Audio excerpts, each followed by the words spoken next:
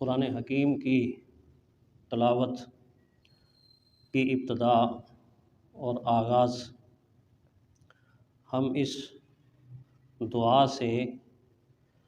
یا دعائیہ جملے سے کرتے ہیں جو ابھی میں نے تلاوت کیا ہے، اور یہ دعائیہ جملہ جس سے قرآن حکیم کھولنے کے بعد ہم تلاوت کی ابتدا کرتے ہیں، یہ قرآن حکیم کے آغاز میں اور ابتدا میں موجود نہیں ہے، نقل نہیں کیا گیا۔ اعوذ باللہ من الشیطان الرجیم، قرآن حکیم کے شروع میں یہ آیت، یہ جملہ، یہ دعا آپ کو نظر نہیں آئے گی۔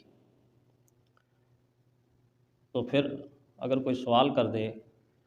کہ قرآن حکیم جو آپ نے کھولا ہے یہ تو شروع ہو رہا ہے بسم اللہ الرحمن الرحیم سے، اور آپ عجیب ہیں کہ جو لکھا ہوا ہے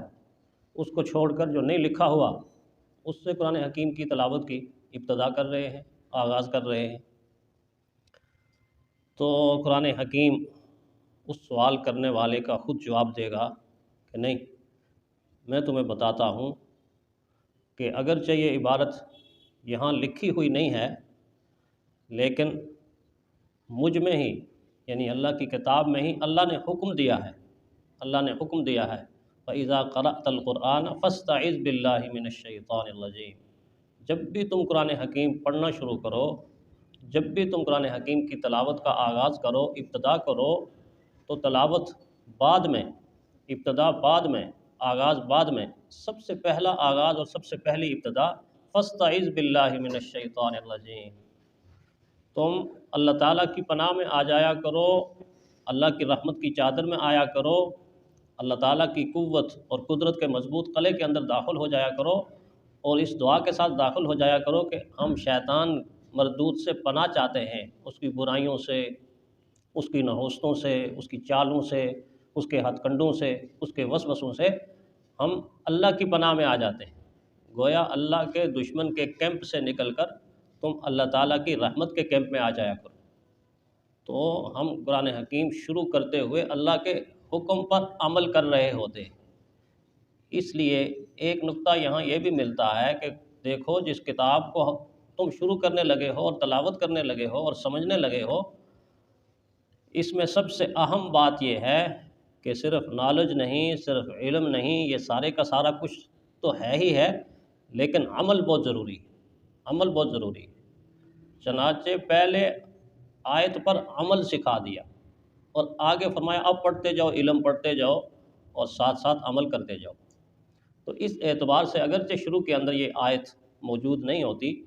لیکن حکم موجود ہوتا ہے، اس حکم پر عمل کرتے ہوئے قرآن کا قاری، قرآن کا پڑھنے والا، سیکھنے والا، سکھانے والا، سمجھنے والا، سمجھانے والا سب سے پہلا جو جملہ بولتا ہے وہ کہتا ہے اعوذ باللہ من الشیطان الرجیم۔ یہ ایک گویا کہ جملہ بھی ہے لیکن ایک یہ خوبصورت دعا ہے، بہت خوبصورت دعا ہے، اور عجیب اتفاق یہ ہے کہ قرآن حکیم کا آغاز اور ابتدا بھی دعا سے ہے، اور قرآن حکیم کا اختتام اور تکمیل بھی دعا پر ہی ہوتی ہے، دعا پر ہی ہوتی ہے۔ کون سی دعا؟ جو آپ سورۃ الناس میں مانگتے ہیں، اعوذ برب الناس، یہ ساری آیتیں دعا ہی ہیں، ملک الناس، الہ الناس، من شر الوسواس الخناس الذی یوسوس فی صدور الناس من الجنۃ والناس، یہ پوری کی پوری سورۃ الدعا ہے۔ تو آغاز بھی دعا سے اور انتہا بھی دعا سے قرآن حکیم کی اللہ تعالیٰ نے فرمائی۔ اس کا مطلب یہ ہے کہ دعا کو انسانی زندگی کے ساتھ جوڑ دیا۔ ایک بات یہ سمجھ میں آئی کہ ہر کام کے ساتھ دعا کو جوڑا ہے، ہر عمل کے ساتھ دعا کو جوڑا ہے۔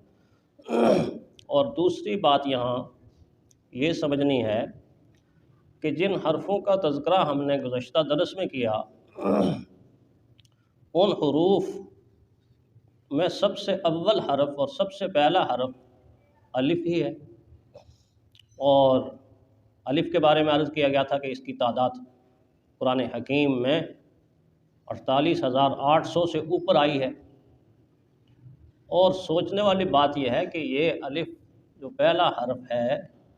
یہ اللہ تعالیٰ نے اپنے خاص بندوں کو اہل ایمان کو، اس امت کو اور نسل انسانی کو کہاں سے عطا فرمایا ہے؟ یہ الف دراصل اللہ تعالیٰ نے اپنے ذاتی نام سے الگ کر کے نسل انسانی کو بطور تحفہ عطا کر دی ہے، بطور تحفہ عطا کر دی ہے۔ اللہ، الف سے اللہ، قرآن حکیم میں 980 مرتبہ اللہ تعالیٰ کا اسم، اللہ کا نام آیا، اللہ اللہ اللہ، 980 مرتبہ اللہ کا اسم اور اللہ کی صفت الہ 80 مرتبہ، اور اللہم 5 مرتبہ۔ تینوں جگہ سب سے پہلے الف ہی ہے، اللہ، الہ، اللہم۔ تو سب سے سر فہرست اس حرف کو رکھ کر اللہ تعالیٰ کچھ مجھے اور آپ کو نصیحت اور عبرت کا پیغام دے رہے ہیں، اور اس حرف کو تقریباً 40 صورتوں کے شروع میں ذکر کیا ہے، یعنی یوں سمجھیں کہ 40 صورتوں کی ابتدا اور آغاز اللہ تعالیٰ نے اسی حرف سے کی۔ اب پہلی صورت دیکھیں، الحمدللہ، سورہ فاتحہ الحمدللہ، سورہ بقرہ الف لام میم، آگے الف، سورہ آل عمران پھر الف لام میم، پھر سورہ انعام آ گئی الحمدللہ الذی، آگے سورہ اعراف آ گئی الف لام میم صاد، اور پھر سورہ یونس آ گئی الف لام را، اور پھر سورہ ہود آ گئی پھر الف لام را، پھر سورہ یوسف آ گئی پھر الف لام را، سورہ رعد آ گئی پھر الف لام میم را، پھر سورہ ابراہیم آ گئی پھر الف لام را، پھر سورہ حجر آئی الف لام را، اور پھر سورہ نحل آئی عطا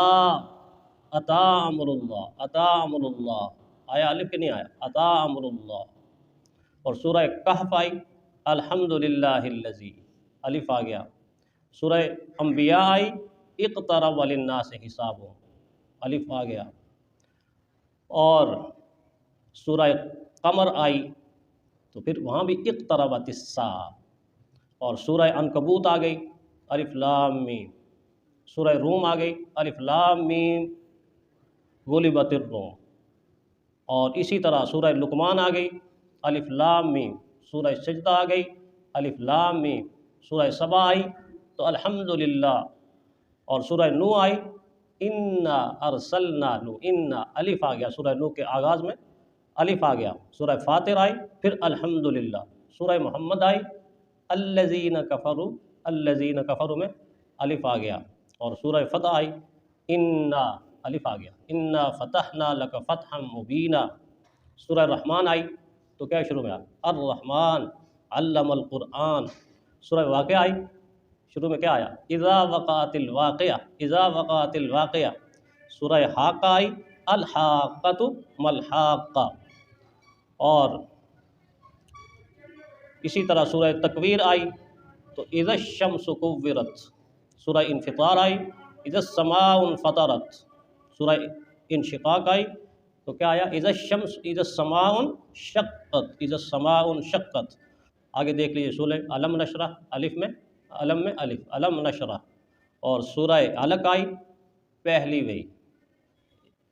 اقرأ بسم ربک الذی خلق، اقرأ بسم ربک الذی خلق، اور سورہ قدر آئی انا انزلناہ فی لیلۃ القدر، الف آ گیا، سورہ زلزال آئی اذا زلزلت الارض زلزالہا، الف آ گیا،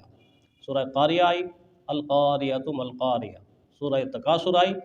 الہاکم التکاثر، سورہ فیل آئی الم تر کیف فعل ربک باصحاب الفیل، سورہ معون آئی ارأیت الذی یکذب بالدین، سورہ کوثر آئی انا اعطیناک الکوثر، سورہ نصر آئی اذا جاء نصر اللہ والفتح۔ آپ دیکھ لیجئے کہ تقریباً 40 کے قریب صورتیں ایسی ہیں کہ جن صورتوں کی ابتدا اور آغاز اسی حرف اول، حرف الف سے ہو رہا ہے، اور ہماری عبادات کے ساتھ اس الف کو تو جگہ جگہ جوڑ دیا، جگہ جگہ جوڑ دیا۔ دعاؤں میں سے کتنی ایک دعائیں ہیں جو آپ جب مانگتے ہیں تو سب سے پہلے آپ کو حرف الف الف ادا کرنا پڑتا ہے، الف ادا کرنا پڑتا ہے، حرف اول الف ادا کرنا پڑتا ہے۔ مسجد میں آتے ہیں تو کیا کہتے ہیں؟ اللہم افتح لی ابواب رحمت، اللہ میرے لیے اپنی رحمت کے دروازے کھول دے۔ نماز پڑھ کے نکلتے ہیں تو کیا پڑھتے ہیں؟ اللہم انی اسألک من فضلک و رحمتک۔ اچھا جب سوتے ہیں تو کیا کہتے ہیں؟ اللہم باسمک اموت واحیا، حرف الف آ گیا۔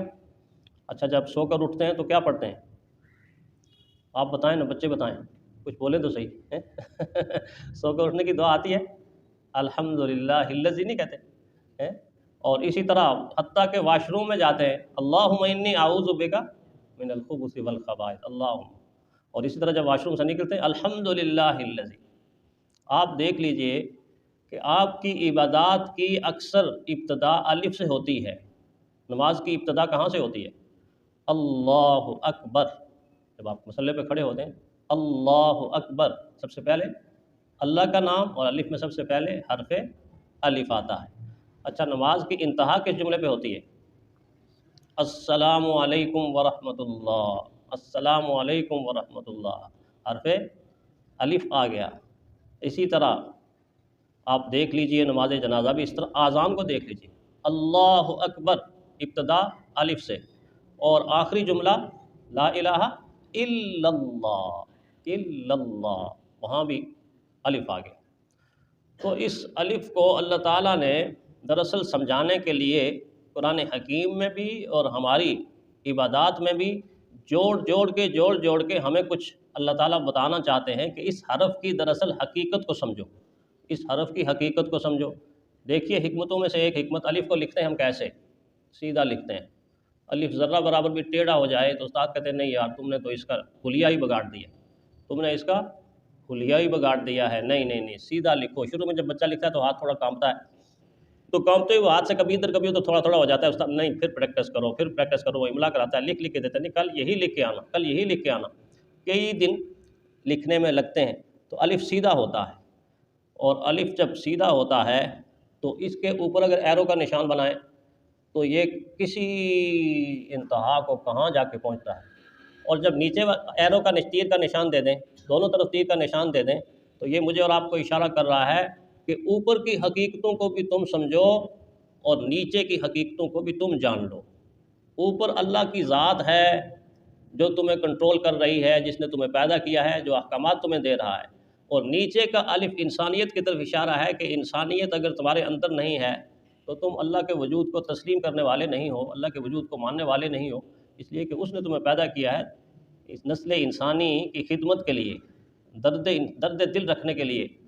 اس تمہیں پیدا کیا۔ تو گویا اس کا نشان اگر بنایا جائے تو یوں بنتا ہے کہ اوپر کی ساری کائنات کی حقیقتوں کی شناسائی بھی تم نے حاصل کرنی ہے، اللہ کی ذات کی شناسائی اور معرفت بھی تم نے حاصل کرنی ہے، اور جو نیچے ہیں زمین کے اندر سارے کے سارے خزانے ہیں اور ساری کی ساری معدنیات ہیں اور اشیاء ہیں اور اشیاء عالم کے حقائق ہیں، اصل ہے چیزوں کے حقائق، اس لیے دعا بھی سکھائی اللہم آرینا حقائق الاشیاء، اے اللہ ہمیں چیزوں کی حقیقتوں سے آشنا کر دے۔ یہ سائنس کیا ہے؟ ساری کی ساری، یہ ساری کی ساری سائنس جتنی بھی بنتی ہے، جو بھی شعبہ ہے، اس پر آپ غور کریں گے تو یہ اشیاء عالم کے حقائق کو جاننا ہے، تاثیرات کو جاننا ہے، فائدوں کو جاننا ہے، اللہ کی چھپی ہوئی قدرت اور رازوں کو جاننا ہے۔ تو گویا الف جب ہم لکھتے ہیں تو لکھتے ہی